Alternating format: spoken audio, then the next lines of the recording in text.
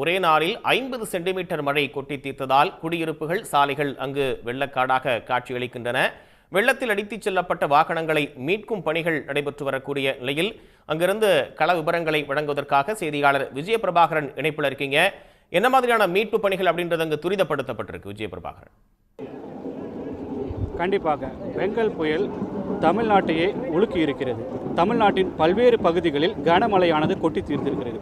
கிருஷ்ணகிரி மாவட்டத்தை பொறுத்தவரை நேற்று மாலையிலிருந்து இன்று அதிகாலை வரை 14 மணி நேரத்தில் ஊத்தங்கரையில் மட்டும் சுமார் 50 சென்டிமீட்டர் மழையானது பதிவாகியுள்ளது. மாவட்டத்தின் பிற பகுதியான போச்சம்பள்ளி, பர்கூர் உள்ளிட்ட பகுதிகளில் 24 சென்டிமீட்டர் மழையானது பதிவாகியுள்ளது.